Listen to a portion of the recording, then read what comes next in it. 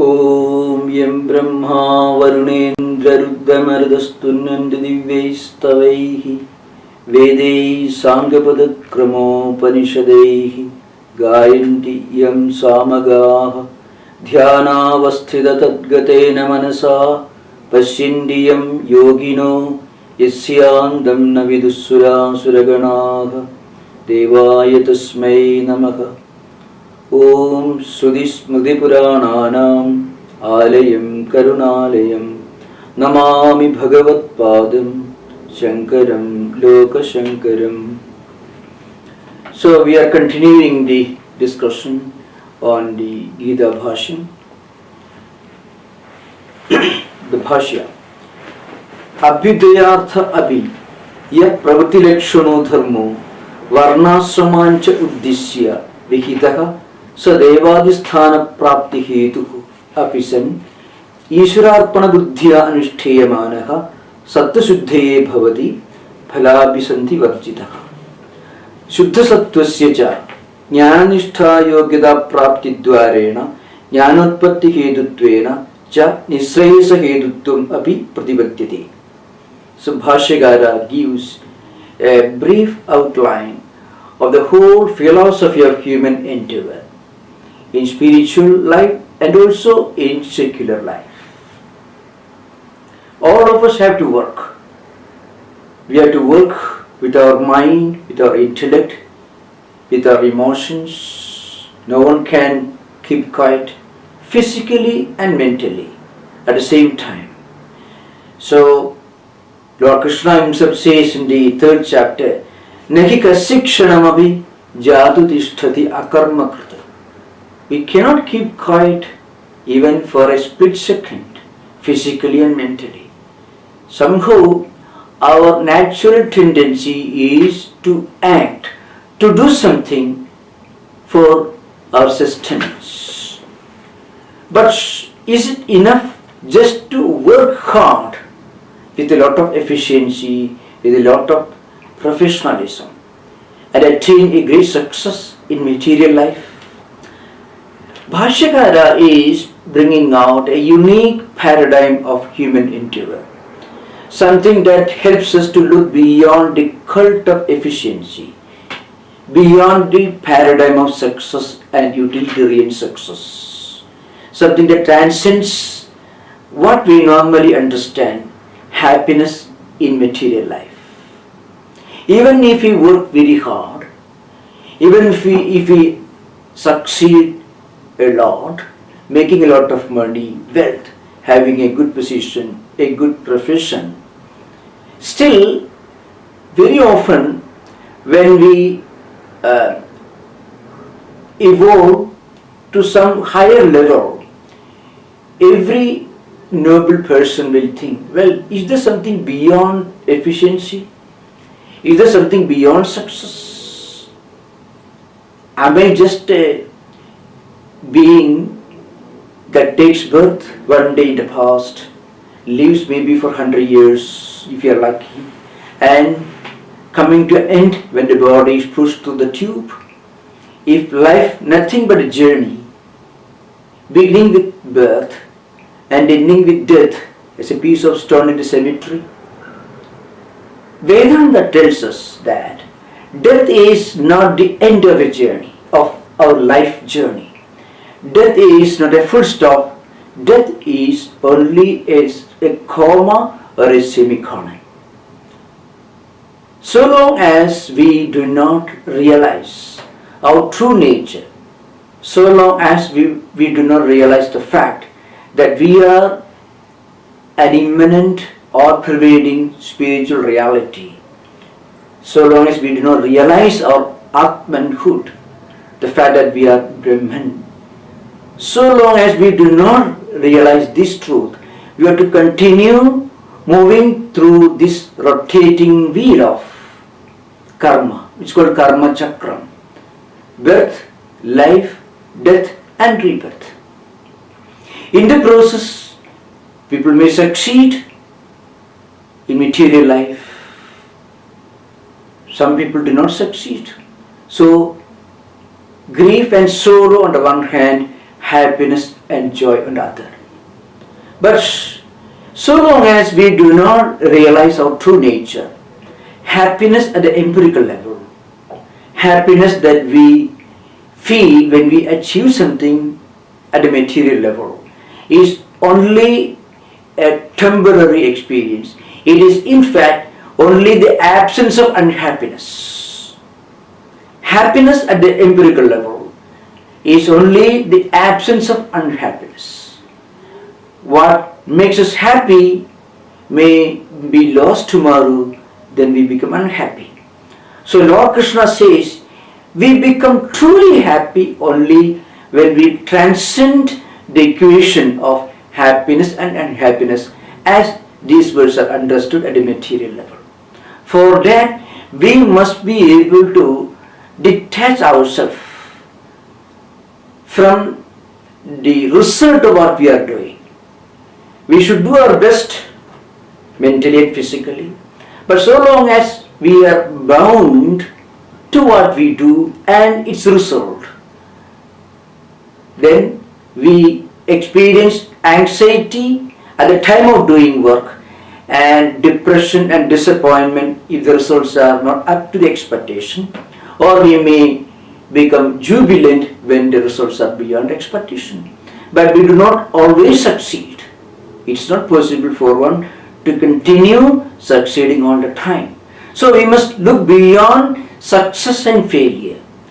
We should look beyond, we should think of some ideal, that some paradigm that transcends success and failure at the material level. That's why Lord Krishna says, Sukham Atyentikam Yeddat Buddhigrahim Atindriyam. So Atyentikam Sukham, the absolute happiness or joy, it's called blissfulness. It is not happiness as it is understood in its ordinary secular empirical sense. It is real, it's a kind of inner divine contentment that is never lost. That's called Atyentikam Sukham. That's beyond sensory perception.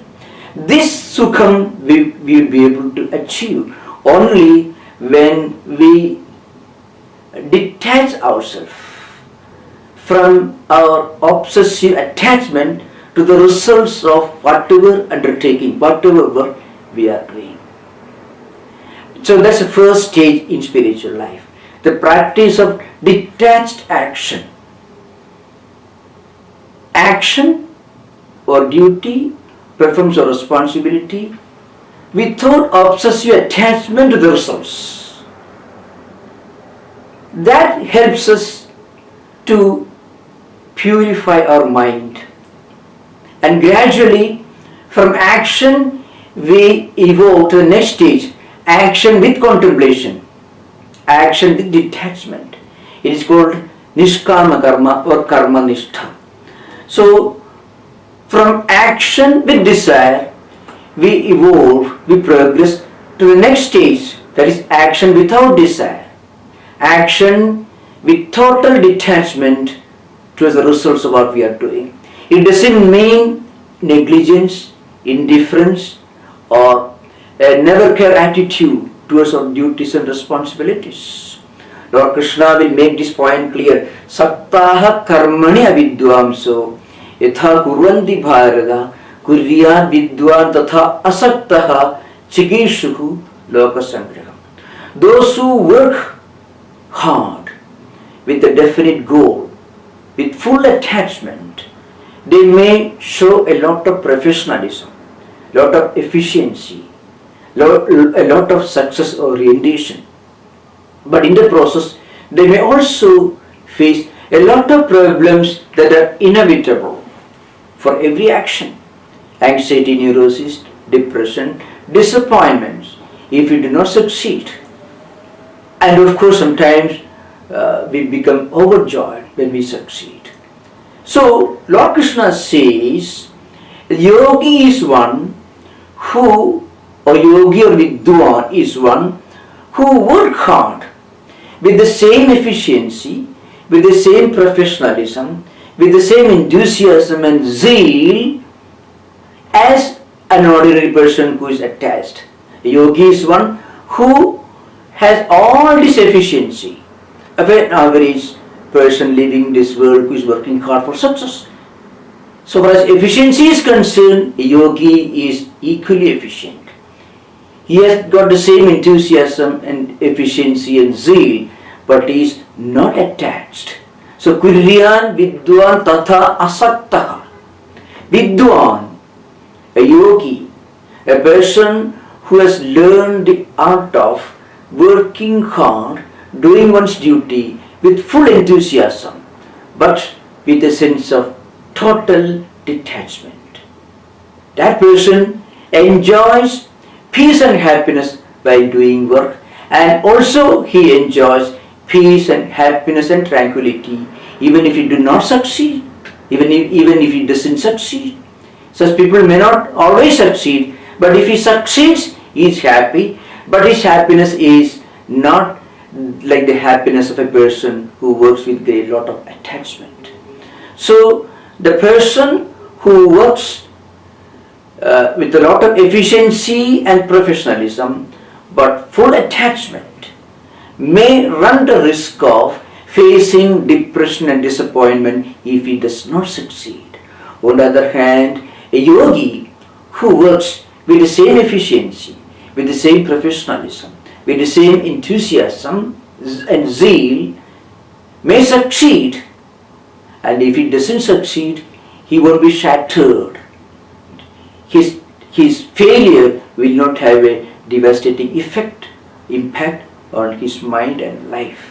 So that's why Saktaha Karmanya Vidvamso Yatha Kurvanti Bharata.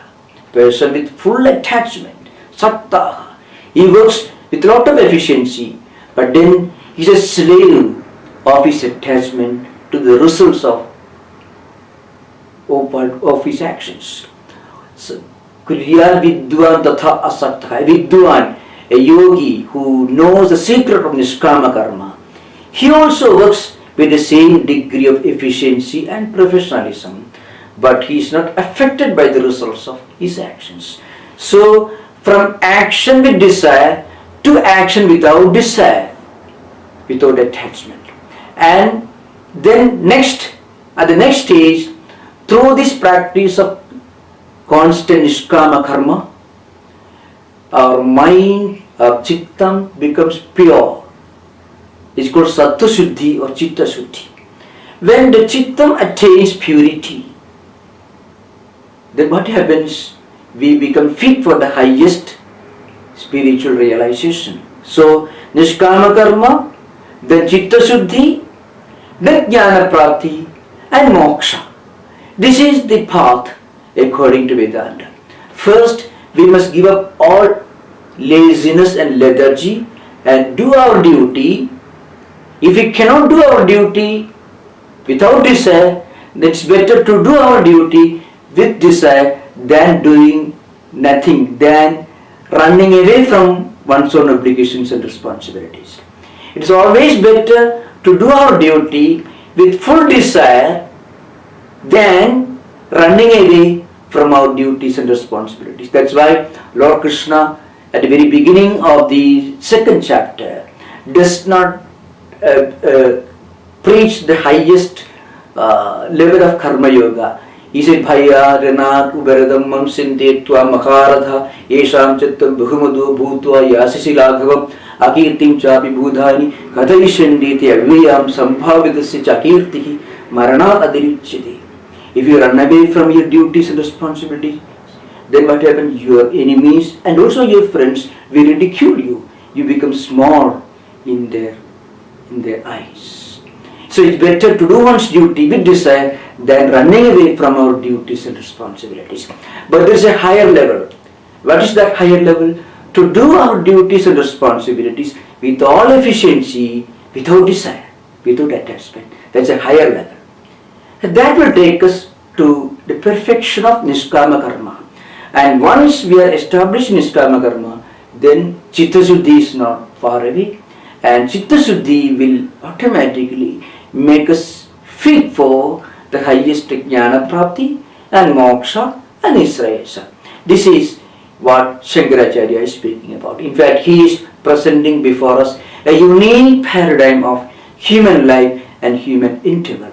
All our natural tendencies to work emotionally, physically, intellectually, all these tendencies can be converted into Nishkama Karma that will help us to expedite, to fasten, to speed up our spiritual growth.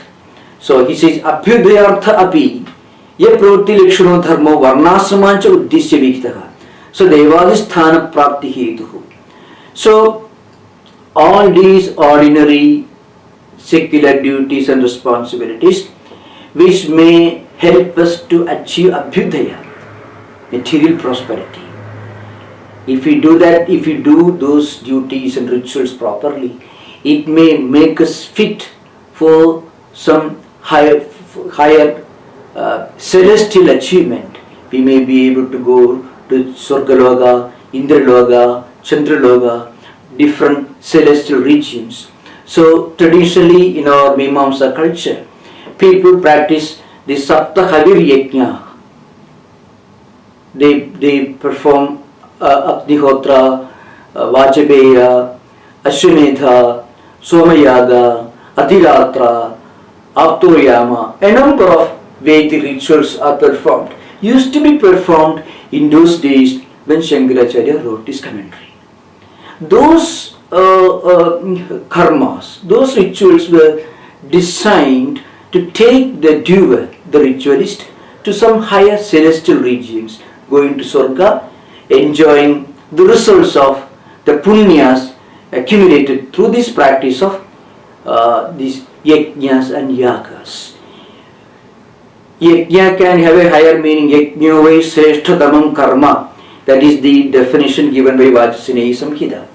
Yajna can be a kind of supreme manifestation of Nishkama karma, but not always. Very often, Devadodeshena dravyasya tyagaha yajnaha. That Katyayana Vyakya, Sutra Vyakya says, Katyayana says, Devadodeshena dravyasya tyagaha. Normally, many of the rituals, according to Mimamsa philosophy, were performed for attaining some secular material prosperity. It could be long life, maybe it could be progeny, wealth, and so on. So there are such mantras out there, Jivema Sharadaschatam, Pashyema Sharadaschatam, and so on. Let me be blessed with long life, 100 years, 100 Sharad Kalas. Pashyema Sharadaschatam, Pabriyama Sharadaschatam.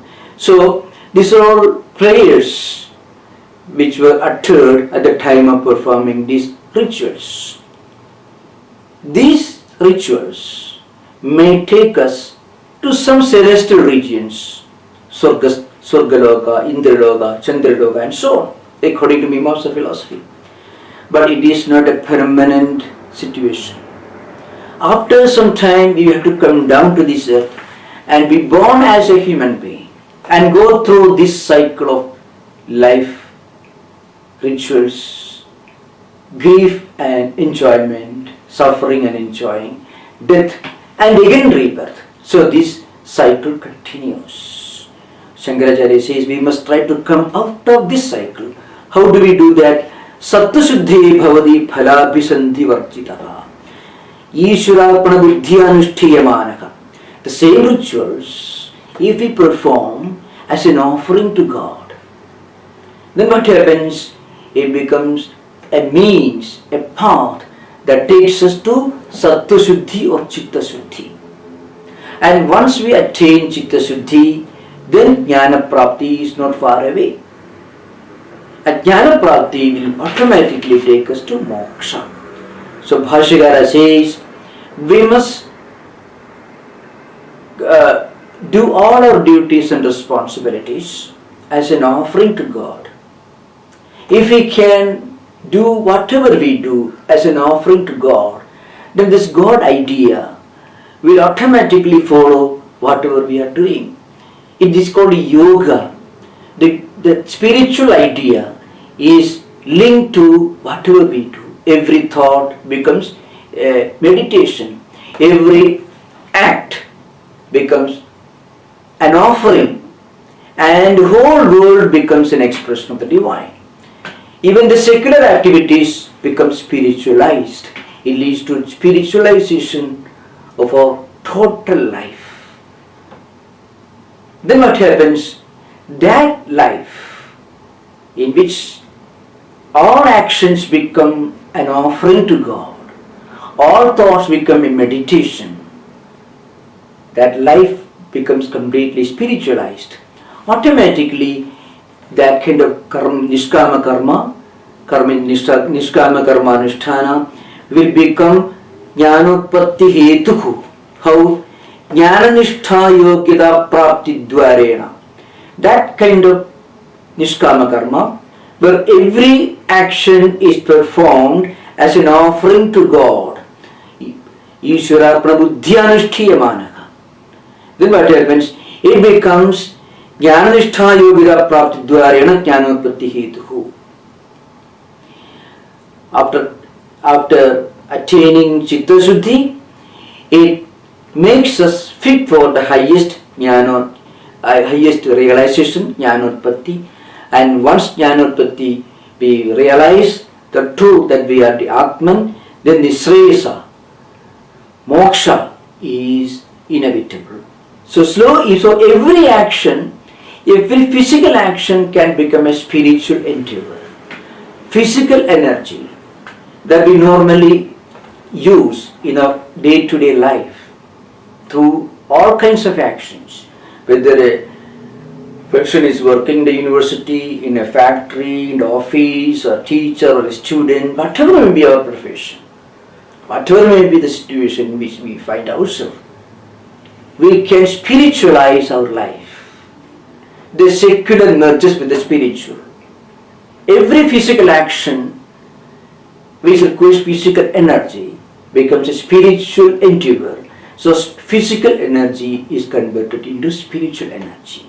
It's a unique paradigm of life that Shankaracharya puts before us. So this is Jnananishta Yogyata Prapti Dvarena Jnanopatti Hettvena Chadisreyasa Hedutvam Abhi Pradipathyate. So this Karma Yoga eventually becomes a means for attaining the highest spiritual realization. Bhashyakara continues. Tatha cha ivam eva artham abhisandhaya vakshyati brahmanyadhaya karmani yogina karma kurvanti sangam tektva atma shuddhaye iti. Now, two very famous verses from the Gita are quoted here. The Bhashyakara tries to substantiate his argument.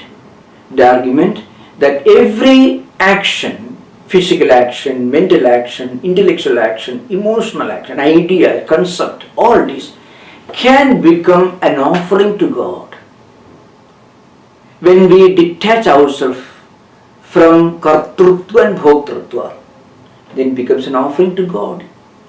Ishvarapna buddhira as an offering to God. Then becomes karma yoga or nishkama karma, and that indirectly takes us to jnana prapti and moksha. So he quotes one verse from 5th chapter, 10th verse. Brahmanyadhaya karmani sangam tektva karoti yaha lippide nasa papena patmapatamiva ambhasa. So those who do all their actions, perform all their duties and obligations as an offering to God, without any personal attachment, without considering themselves as doers or enjoyers of their action, they are able to live in this world like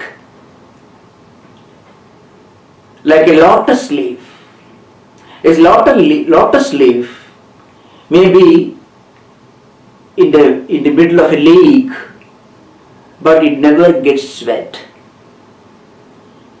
It is found in the middle of a lake, but the water never makes it wet. Similarly, we may live in this world, but we can live in this world without becoming worldly minded. The world should not enter our mind. Like the water that does not touch the lotus leaf, the world should not be allowed to touch our mind. Sri Ramakrishna Paramahamsa says, Swami Vivekananda's teacher, Guru Maharaj says, we must be able to live in this world, but world should not be within us. When you cross a river in a boat, the water should not be within the boat. The boat should be on the water level. If the water enters the boat will capsize, we may be even killed, we may be drowned. Similarly, when we live in this world, we must take care that we live in this world without being worldly minded. And it is possible. We can practice this non-attachment. How to practice non-attachment is difficult for ordinary people to do anything without a sense of purpose, without a focus, without some idea or plan or scheme behind. It is not humanly possible for us to do anything. So what we must do? The focus should be God. So every action, it may be physical action, intellectual action, mental action, it could be an idea, a feeling, or a physical endeavor, whatever may be. If we offer to God, then what happens? Our mind is detached from it. Then these actions will not enter our mind, will not dilute our mind, will not corrupt our mind. The water will not touch the lotus leaf. Similarly, the word will not touch our mind. So he says, Brahmanyathaya karmani sangam tyaktva karotyeha lipyade nasa papena patmapatramivamphasa. If we do everything as an offering to God, then we will be able to live in this world like a lotus leaf. We won't be affected by papas. Another verse is quoted, Yogina karma kurvandi sangam tektva atmasuddhiye kayena manasa buddhya kevalaihi indriyairapi yogina karma kurvandi sangam tektva atmasuddhiye. Yogis, karma yogis, spiritual seekers in general, they do everything, but they will be totally untouched by any kind of attachment. They do their duties and responsibilities through sharira, body, mind, intellect, indriyas, different senses of perception, senses of action. They make 24 hours active, 7 days of the week, 365 days of the year.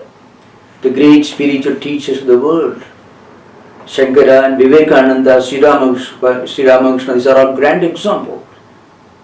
They live very short lives, but then they accomplish so much because they had so much of spiritual energy. Action do not necessarily make us tired. It is our attachment to what we do or our concern about the results of our actions that actually make us fatigued or anxious or worried or exhausted. But if every action is an offering to God, we don't get tired of doing worship. So that's the idea behind. The Bhashya continues, Imam dipragaram dharmam nisresa prayojanam paramartha tattvam cha vasudevakyam parabrahma abhideya bhudam visheshataha abhivenjayat visishta prayojana sambandha abhideyavat Gita Shastram. Now, Bhashya is going to discuss what is called Anubandha Chadushtayam. The 4 Anubandhas, 4 important components of a Shastram, of of a scientific work on spiritual life. Vishaya, Prayojana, Adhikari and Sambandha.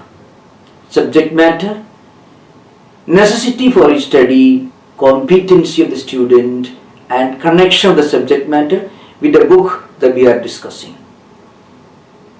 These are called Anubandha Chadushtaya. Imam Dipragaram Dharmam Nisvesha Prayojanam Paramartha Tattvam Cha Vasudevakyam Parabrahma Abhideya Bhudam Visheshataha Abhivanjayat Visishta Prayojana Sambandha Abhideyavat Gita Shastra. So, this dharma, Dipragaram Dharma, that means Pravritti Dharma, Nivritti Dharma. Pravritti Dharma taught to Prajapatis and Nivritti Dharma taught to Sanagadeka. So, here Vasudeva is interpreted as Parabrahman. That's what Bhashyakara says. Vasudevakyam Parabrahma. So, the literal meaning is, Vasudevasya Apatyam Puman Vasudeva. This is a normal interpretation of Vasudeva. But the real meaning of Vasudeva is Sarvani Tatra Bhudani Vasanti Paramatmani Bhudeshu Chasa Sarvatma Vasudevas Tata Smritaka. This is the view of Vishnu Purana. Sarvani Tatra Bhudani Vasanti Paramatmani. That Paramatman in which all living beings reside. And that Paramatma is present in all beings, and all beings are present in Paramatman. Sarvani Bhudani Paramatmani Vasanti. All living beings are living in Paramatman, and Bhudeshu cha Sarvatma, and Paramatma, Sarvatma is living in all living beings. God is present in everything, and all are present in God. So, in that sense, the real dimension of Vasudeva is Paramatman or Brahman self. That's the view of Bhashyakara. Yataha tadarthe vijnade samasta purushartha siddhi ataha tad vivarane yatna kriyate maya. So this Gita Shastra has got this Vishaya, Prayojana, Adhikari, Sambandha. We already discussed this earlier. Because of its importance, its uniqueness, Bhashyakara says he is going to begin a brief exposition of this great spiritual classic. Now, we have already completed the Upodhghata, or the preface to the first chapter. We are going to begin the second chapter, Upodhghata.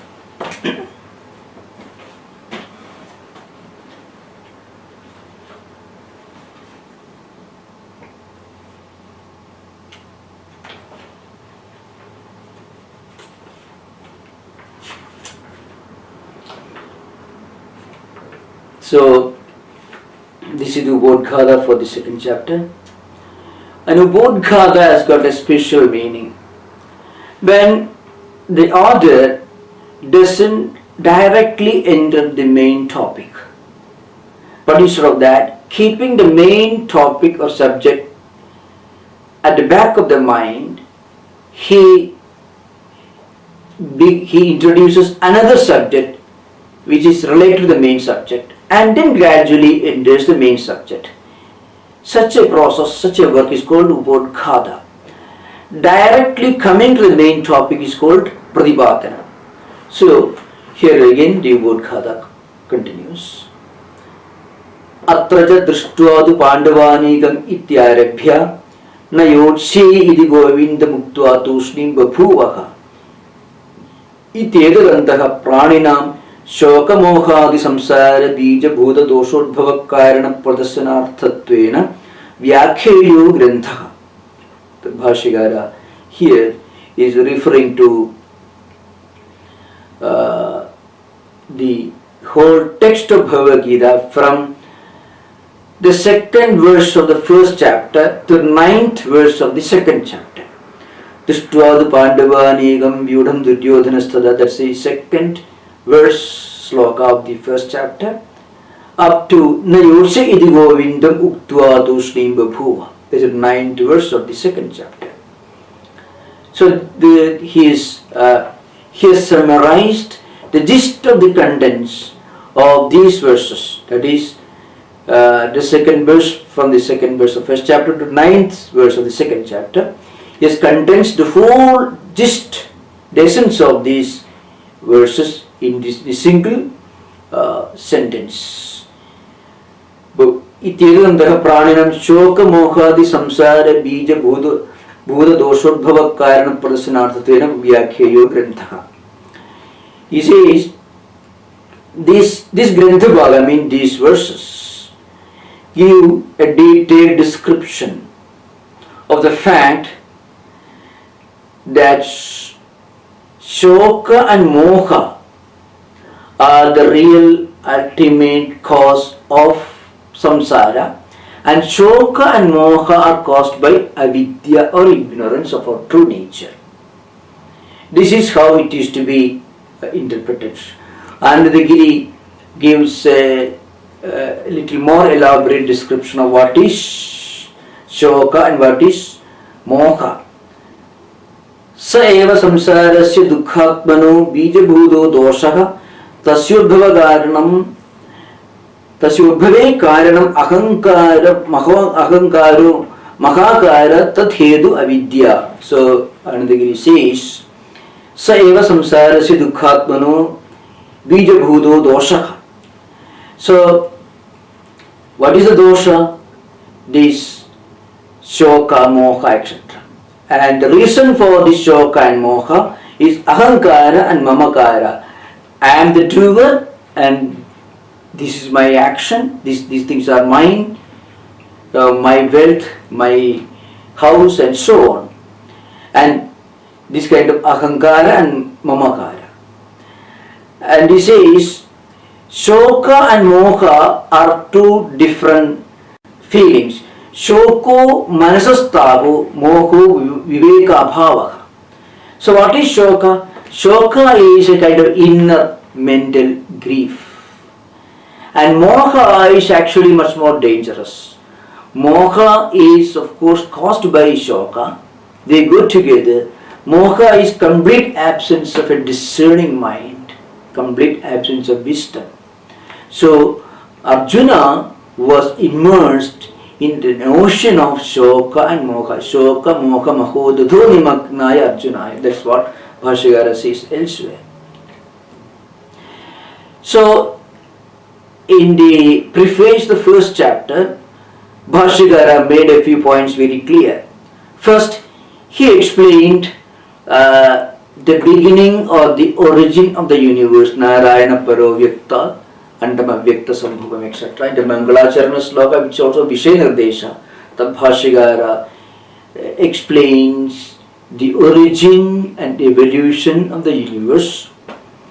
And then he explains the Dvidha Dharma, the Pravritti Lakshana Dharma, Nivritti Lakshana Dharma, which constitute the essence of Vaidika Dharma. And then he explained how often this Vaidika Dharma gets degraded due to some people who are expected to practice kam. So Anushtatrinam kamodbhava, that's the expression by Bhashyakara. So Anushtata, if they are really practicing Vaidika Dharma, then they will not be victims of kama. But they are supposed to be practitioners. They fail in their practice of Vaidika Dharma. So they become obsessed with desire, and then they go on indulging in different rituals, different actions and activities for fulfilling those desires. As a result of this, dharma takes a back seat and adharma begins to prosper. At that time, the Lord, out of his sympathy, compassion for humanity, takes birth as a human being, as an avatar. And this Gita was taught by such an incarnation who is a human aspect of the Lord. God Himself takes a human form. He's half divine, half human. Apparently, he was born as the son of Vasudeva and Devaki, but in reality, he is Parabrahman itself, and he gives a new interpretation to the Vaidya Dharma, and looking upon Arjuna as an instrument, he taught Arjuna the essence of this Vaidya Dharma. And through Arjuna, he was teaching the whole humanity. So these ideas were clearly explained in the at the very beginning of the preface to the first chapter. Tathahi Arjunena Rajya Guru Putra Mitra Suhrit Sujana Sambandhi Bandhaveshu Aham Esha Mama Ede Ittevam Bhrandi Pratya Nimitta Snega Vichedadi Nimitto Atmanaka Shokamoho Pradarsitu Katham Bhishma Maham Sankhe Ityadina. So you have to remember, from chapter 1 up to chapter 2nd, 10th verse, that is from the very beginning of the first chapter till the 10th verse of the second chapter, there is a long description of samsara karanam, how we become part of this moving wheel, this cycle of samsara, that is birth, life, rebirth, and this cycle continues. And how this cycle is caused by shoka moha, and how this shoka and moha are caused by avidya. All these are explained in the verses from the beginning of the text up to the 10th verse of the second chapter. So Bhashyakara says, so Arjuna looked around the battlefield and he found in front of him Bhishma, Drona and other elders, his own cousins, those who were close relatives and friends with whom he was supposed to fight. So immediately he identified them as my people. So they may be fighting on the wrong side, but still Arjuna suddenly felt, well, I should not do my duty. Arjuna had come to the battlefield to do his duty as a soldier, and with whom he was supposed to fight, evil men like Duryodhana and Dushasana, who were the scourges of humanity, who had done so much of evil and adharma, and all others who were assembled were fighting on their side. So as a soldier who was fighting for dharma against adharma, for the protection of the good people, for the protection of the weak, and for the preservation of dharma, it was his duty to fight as a soldier. But suddenly he became weak, he became depressed, he wanted to withdraw from his duties and responsibilities. And the reason was, Agam Esha Mama Ete Itevam Bhrandi Pratya Nimitta Snega Vicheda Nimittu Atmana Shoka Moho Pradashidu Kadam Bhishma Mohim Sankhe Ityadi. Shoka Mohabhyam Hi Abhibhuda Viveka Vijnanaha Sota Eva Kshatra Dharme Yuddhe Pravurtaha Api Tasma Yuddhat Uparagama Paradharmam Cha Bhiksha Jivanadikam Kartum Pravavrte. Here we have to remember, Arjuna is a metaphor. Arjuna is a representative who represents a particular tendency of the human mind. When we find that a righteous duty and responsibility is a bit difficult, then we try to withdraw, we try to avoid doing our duty. Not because we do not want to enjoy the results of those painful actions, but we want to avoid going through the difficulty of doing that work. We are all attached to the result. And if possible, we will have all the results. If you could avoid the work and get only the result, we'll be happy. So Arjuna was here deluded by this wrong idea. Action, duty, performing one's own duties and responsibilities in difficult situations is quite unpleasant. So you can avoid the problems of action by running away from action. But we cannot do that. The reason is we cannot keep quiet mentally and physically even for one split second. If we don't try to do our righteous duty, then we may end up doing what actually is not our righteous duty. Because nahi kashikshanamabi jadu tishtati akarmakrita. Akarmakrita, without doing anything. Nahi kashikshanamabi. We cannot keep quiet mentally and physically and emotionally, even for one kshana. If we are not doing some good actions, we will be naturally thinking of doing the opposite. Mind cannot keep quiet. Physically, we may be able to keep quiet for some time, but we have not control over our mind. We cannot really imagine what thought is going to emerge in our mind next moment. We can plan our physical actions more or less, but we cannot plan and determine what idea, what thought is going to emerge in our mind next moment. We cannot have a GPS system for the activities of the mind. So the only way to avoid doing the wrong thing is to constantly strive to do the right thing. Whether we succeed or not, we should always be engaged in doing the right thing. Even an effort to do the right thing will save us from a tendency to do the wrong thing. So that idea you find here in this Bhashya. Shoka mohabhyam hi abhibhuta viveka vijnanaka sota eva kshatra dharme yuddhe pravurtapi tasmat yuddhat upararama. Arjuna was completely immersed in shoka and moha. We already listened to Anandagiri's description. Shoko manasastavo moho viveka bhava. Shoka or grief is a problem of the mind, mental grief. But viveka bhava is still more dangerous. We lose our discerning faculty. So if grief and loss of our discerning faculty come together, it will be a big inner crisis, internal crisis. So that was what Arjuna was facing.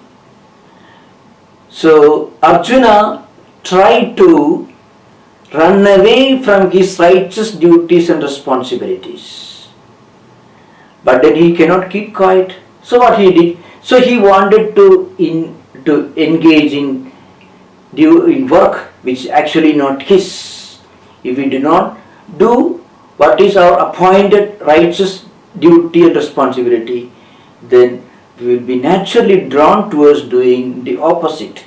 That is what Arjuna was facing. Karmendriyani samyamya yaste manasasmaran indriyarthan vimudhatma mithyachara sauchade. The 3rd chapter, 6th verse, Lord Krishna says, those who try to pretend to be inactive by withdrawing their senses from their righteous actions, but sitting quiet somewhere dreaming, thinking about the results of actions that they would have enjoyed if they really did those things, if they really could do those actions.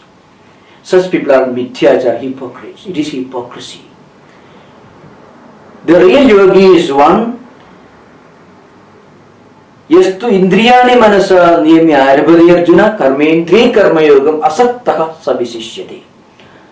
The real yogi is one yastu indriyani manasa niyamya arabhati arjuna. Mental, with the mind which is calm and quiet. They control their Indriyas from getting attached to different things. But at the same time, they do not remain inactive. They may be always active, but the mind is always in a state of perfect equilibrium because it is not attached to the action or its result. So a real yogi is one who mentally remains calm and quiet without any attachment. But physically, they may be engaged in doing their righteous duties and responsibilities.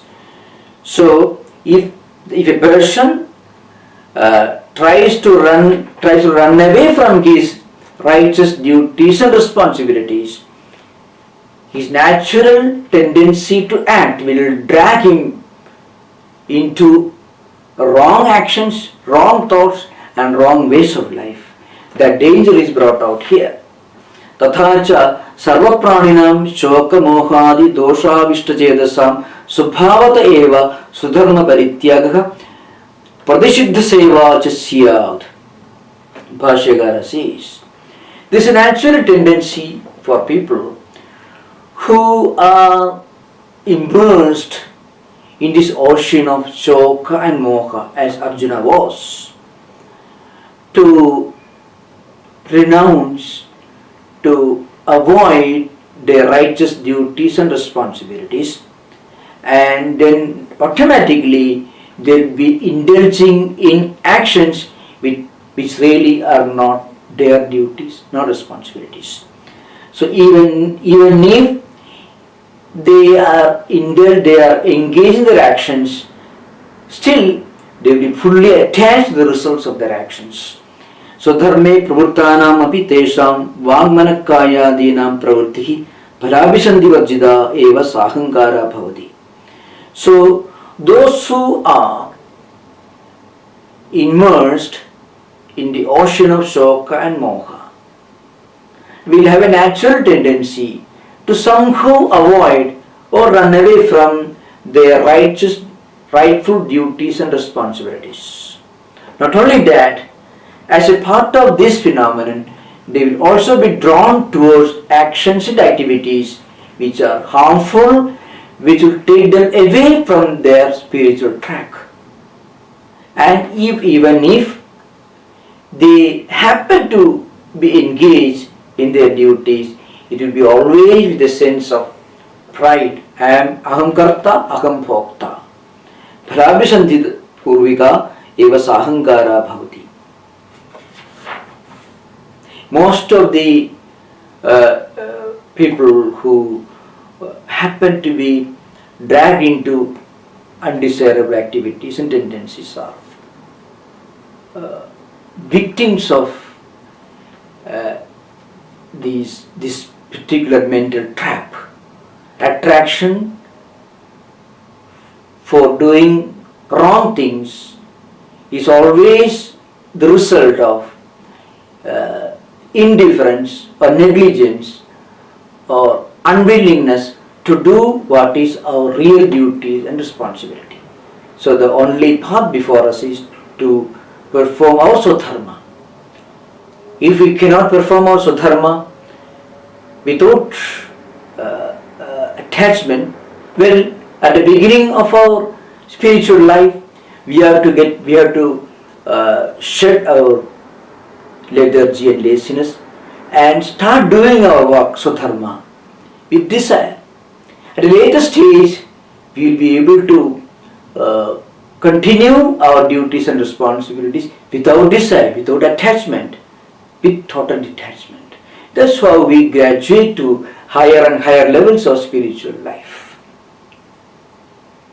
Tatra evam sadi dharma dharmopachaya ishtanishta janma sukha dukkha samprapti lakshanaha samsaraha anuparadaha bhavati ityadaha samsara bijabhudau shokamoho. Bhashya says, Tatra evam sati, that being the case, dharma dharmopachaya ishtanishta janma sukha dukkha samprapti lakshanaha samsaraha. This samsara, this cycle, these endless cycles of life, death and rebirth, these endless cycles of suffering and enjoyment, continuing one after the other. This wheel goes on rotating, this samsara, anuparadaha bhavati. It doesn't stop anywhere. A wheel doesn't have an end or a beginning. It goes on rotating. So long as we go on doing our duties and responsibilities with great attachment, with great desire, with an obsessive attachment to the results of what we do, then we become overjoyed when the results are beyond expectations, and we become grief-stricken if the results are beneath expectations, or if we don't succeed at all. And we cannot always succeed. Everyone knows. We cannot keep succeeding all through. If there is success, there will be failure, and of course again success. You cannot have a coin with only one side. So also we cannot always succeed without the possibility of failure at some other point of time. So we should be able to look beyond success and failure. This higher perspective is the only way to attain peace of mind and mental equilibrium. And that is possible through non-attachment. And that's the first step in spiritual life. Non-attachment helps us to enjoy inner peace and happiness. And gradually our mind becomes pure, chitta shuddhi or sattva shuddhi. And sattva shuddhi or chitta shuddhi automatically, but certainly will take us the next step, jnana prapti. Because once we attain the peak of perfection in sattva shuddhi or chitta shuddhi, the jnana prapti is inevitable. And jnana prapti will automatically take us to moksha. Tayoscha sarva karma sannyasa purvagat atmajnanat na anyataka nivrittihi iti tad upadidikshuhu sarva lokanugrahartham arjunam nimittikritya aha bhagavan ashocyan ityadi. So, this shoka and moha are the cause for this samsara, for this cyclic existence, this cycle of birth, life, rebirth, and so on. How this samsara comes to an end? This samsara comes to an end only by atmajnana. But atmajnana should be preceded by sarva karma sannyasa. Sarva karma sannyasa should be understood as giving up of all desires, giving up of all attachment. Because physically we cannot remain inactive or mentally. So sarva karma sannyasa means sarva karma phala sannyasa. Phala is also inevitable. So what does it mean? Our attachment to sarva karma phala, our obsessive attachment to the results of our actions should be given up. And that process involves the practice of detachment or non-attachment. Detachment here means non-attachment. It is not a dry, life-negating ideal. Rather, it is a very refined, it is a very positive spiritual paradigm. This practice of dispassion or non-attachment. Patanjali calls it Vashikara Vairagyam and Guna Vaitrishnam. Two levels of renunciation or dispassion are described by Patanjali. But of course Patanjali's yoga path is only a great help to attain sattva shuddhi or chitta shuddhi according to Advaita Siddhanta. So once we get fully established in yama niyama, and then if we practice asana pranayama pratyahara dharana dhyana and samadhi, we reach the highest peak of sattva shuddhi or chitta shuddhi, and that will automatically make us fit for jnana prapti. So we will continue the discussion in the next class. Thank you. Om Shanti Shanti Shanti. Hari Om Tat Sat. Sri Rama Krishna Arpanamastu.